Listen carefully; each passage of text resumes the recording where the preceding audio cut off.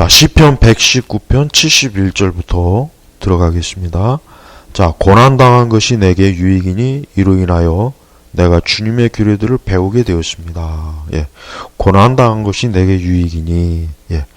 우리 모든 성도들은 어떠한 고난이 왔을 때, 예, 이 고난을 통해서 하나님이 내게 유익함을 주실 것이다 라고 믿으시기 바랍니다. 고난이 사실 좋은 건 아니죠. 고난은 누가 좋아하겠습니까?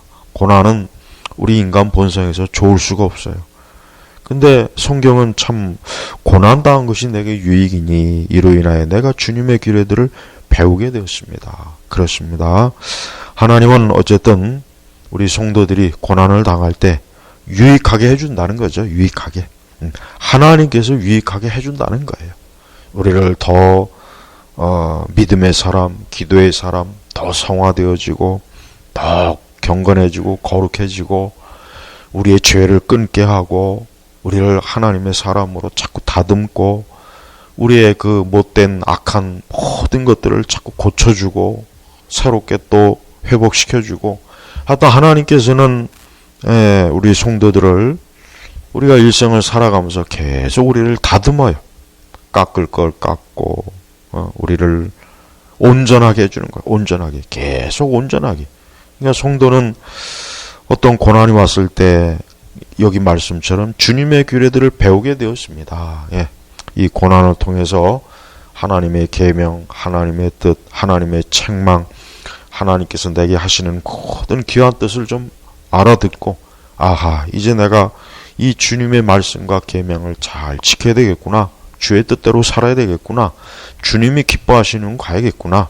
돌이키고 회개하고 돌이키고 이게 바로 이제 고난의 유익이라는 거죠. 그래요.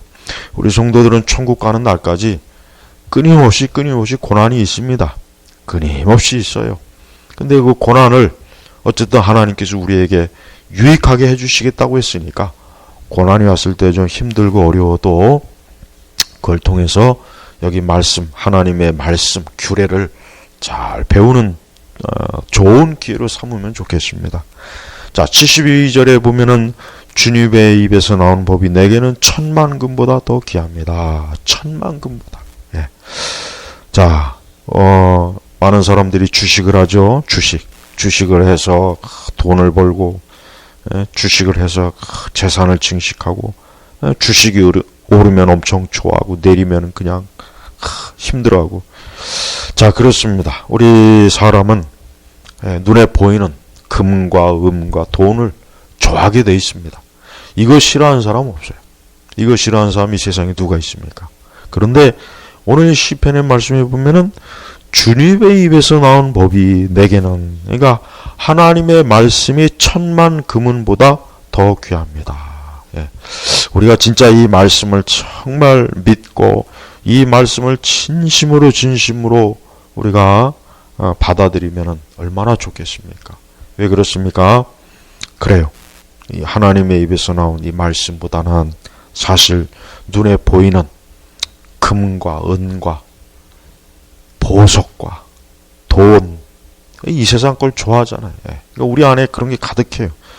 그러면은 그러한 것들이 우리 마음에서 어떻게 사라져야 되겠습니까?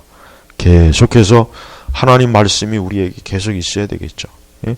천만 금음은 우리 육신에 잠깐 좋을 수 있지만 우리 영혼에는 우리 영혼을 궁극적으로 이롭게 하지는 못해요. 그러나 하나님의 말씀은 우리를 살려요. 우리에게 생명을 줍니다. 우리에게 영원한 자유를 줍니다. 우리에게 이 하나님의 말씀, 이 법은 모든 것들을 다 이겨내게 하고 죄와 사망과 저주에서 벗어나게 하는 거예요. 그래서 주님의 입에서 나온 법이 내게는 천만 금보다 더 귀합니다. 그러니까 이 말씀을 그대로 받아들일 때 이 천만 금은 엄청난 절에 그거보다는 나는 하나님의 말씀 택하겠다. 나는 하나님의 말씀으로 나는 살아가겠다. 그런 뜻입니다. 자, 이와 같은 그 말씀이 참 많은 우리 교회, 우리 그리스도인들에게 실제적으로 이 말씀에 따라 살 때 어떻게 보면은 우리가 어떤 육신의 부귀와 영화를 위해서 신앙생활을 하는 일은 분명히 사라질 겁니다. 그래요. 천만 금은 엄청난 건데, 그러나 하나님의 말씀에 비할 때는 아무것도 아니다라는 것을 가르쳐 주고 있습니다. 자, 73절을 보니까 주님의 두 손이 나를 만드시고 굳게 세우셨으니 주님의 명령들을 배우도록 나를 깨우치소서. 예. 주님의 두 손이 나를 만드시고, 하나님은 창조주입니다. 창조주. 예. 하나님이 창조주라는 것을 믿지 않는 것은, 그것은 결국 하나님 믿지 않는 거예요. 하나님이 우리 사람을 지으셨습니다. 만물을 지었어요. 예. 그래서 하나님께서 우리를 지으시고 만드시고 우리를 굳게 세웠어요. 그러니까 하나님의 손이, 여기서 두 손은 우리 사람이 이해할 수 있도록 하나님의 하시는 일을 표현하기 위해서 그렇게 표현한 거예요. 그러니까 결국 하나님의 능력, 하나님의 권세, 하나님의 지혜가 우리 사람을 만들고 나를 만들고 세상 모든 것들을 만들고 그걸 굳게 세우셨다는 거예요. 그러면서 주님의 명령들을 배우도록 나를 깨우치소서. 예.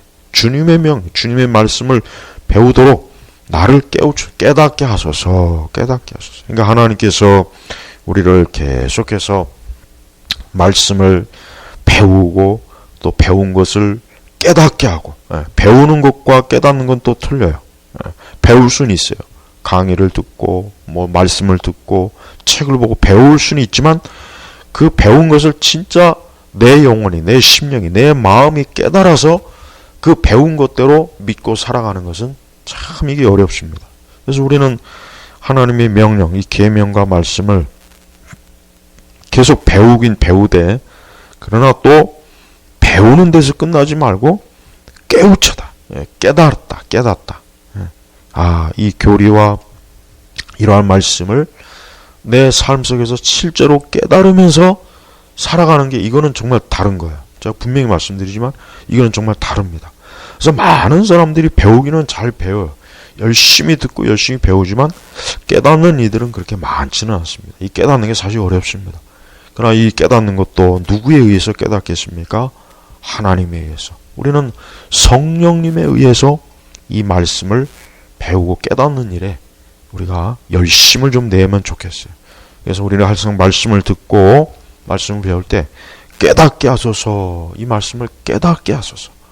깨달아야 그게 진짜 말씀과 진리가 내 것이 되는 겁니다. 그렇지만 깨닫지 못하면 안 돼요.